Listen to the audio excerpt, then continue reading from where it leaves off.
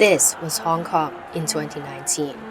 Some estimate that at their peak, 1 to 2 million Hong Kongers turned up to protest in a city of about 7 million people. Where are they now? For years, Hong Kong showed how capitalism and Western values could coexist with China's wide-ranging economic reform. Now, the protesters are gone. What happened? And what does that mean for the city's future? 5 hours from now, the Union flag will be lowered and the flag of China will fly over Hong Kong. When Hong Kong was handed back to China after more than 150 years of British colonial rule, Beijing promised a high degree of autonomy in its economic and political systems for 50 years. The city cemented its status as an international financial hub and one of the world's freest economies, bolstered by its rule of law, a free internet and press, and a currency pegged to the US dollar. It was the world's gateway to China's extraordinary industrial boom. But at the same time, tension had been simmering between Beijing and Hong Kong's political opposition, which wanted to expand civil liberties. We want democracy! Universal suffrage law! Beijing continued to resist allowing Hong Kongers the right to choose their own leaders. And then, in 2019, Hong Kong proposed a bill to allow people to be extradited to mainland China to be tried.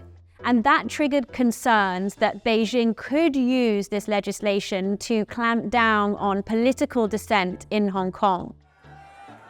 Although protests began peacefully, the government's unwillingness to completely withdraw the bill caused demonstrations to escalate. The demands from protesters morphed from just trying to prevent this bill from going through to demanding amnesty for protesters that had been arrested and calls for universal suffrage. The movement continued through 2020, until the government decided to roll out very strict pandemic control measures that essentially made it impossible to gather in large groups. Within months, Beijing imposed a sweeping national security law, which punishes what Chinese authorities describe as secession, subversion, terrorism, and collusion with foreign and external forces. It also asserts broad powers to control sources of opposition.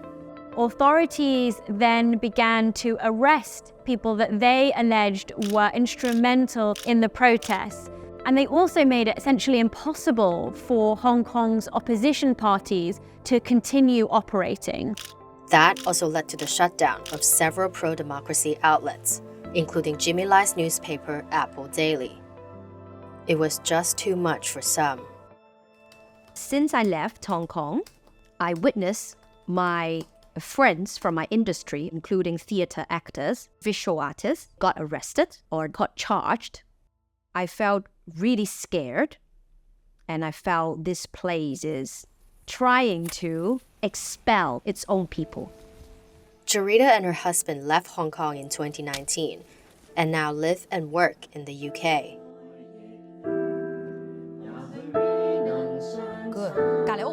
Some of her students are among the more than 140,000 Hong Kongers who emigrated to the UK after it rolled out a special visa scheme in 2021.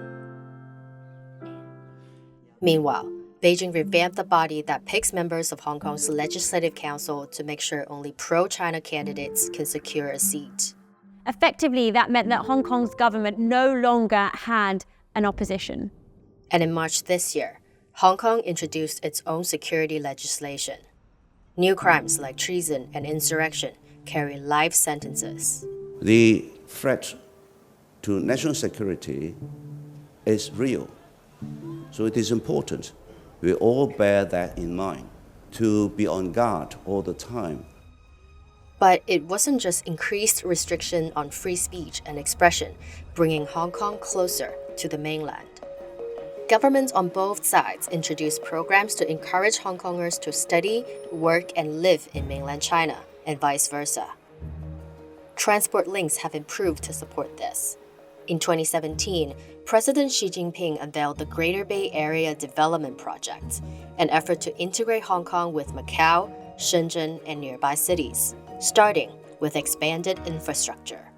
Things like the Hong Kong-Zhuhai-Macau Bridge, as well as the West Kowloon Station, which is integrated into Hong Kong's own subway and allows people to travel in less than 20 minutes from the city to Shenzhen. And trips to mainland China hit record highs earlier this year.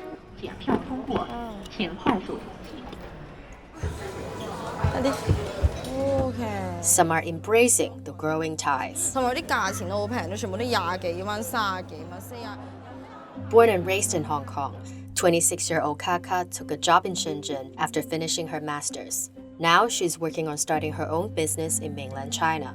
其實我而家選擇去大陸生活最主要原因真係為咗方便。你出行首先就已經係非常之方便啦，你嗌滴滴啊都已經係好快嘅一件事。平時喺香港可能嗌 Uber 嗰啲又貴啦又慢啦。第二就係俾錢，手機已經解決晒所有嘢。With access to Chinese apps like WeChat and Alipay, Hong Kongers can now easily make transactions on the mainland. And it's dining and shopping that make up 70% of them. 呢度呢，就係我哋今日去嘅第3個景點。哇！呢個米麻薯真係要影返張相先。Chinese consumer review platforms like Dianping and Xiaohongshu or Red, where users primarily post in Chinese, also help Hong Kongers navigate Shenzhen. To Kaka, all of this means that she can take advantage of the vastness of China's economy. 真心係好飲喎，即係做 vlogger， 我好簡單就係為咗錢嘅啫。我自己就真係好坦白講啦，我對政治嘅一啲原因，我係冇咁 care 嘅。我唔係唔去了解，唔係唔想去睇，但係我覺得我了解咗，其實我做唔到啲乜嘢。The dilemma for Beijing is that the crackdown on political dissent has meant that people increasingly view Hong Kong as similar to mainland China. It's its differences that have really secured and underpinned the success of Hong Kong for many, many years, particularly its success as a financial hub. Change in perception is important for everyone, particularly against a backdrop of geopolitical tensions and a significant economic slowdown on the mainland. Foreign businesses' direct investment into China last year slumped to levels not seen since the early 1990s, as trade frictions between Beijing and the US and its allies rose. Or look at the proceeds raised by companies through an IPO in Hong Kong. They are at their lowest in more than 2 decades. Hong Kong also lost its title of world's freest economy. Beijing needs Hong Kong so Chinese companies can raise money without tight capital controls, and it still has some of the deepest capital markets in Asia. But one big question is whether Beijing is still getting everything that it needs from Hong Kong if there is a perception that these differences are no longer valuable to people, particularly to foreign investors. Officials see things differently. Hong Kong Chief Executive John Lee has said the city's status as a financial center is highly stable, with 75% of the world's top 100 banks operating there. Some are optimistic for Hong Kong's future, despite uncertainties in the short term.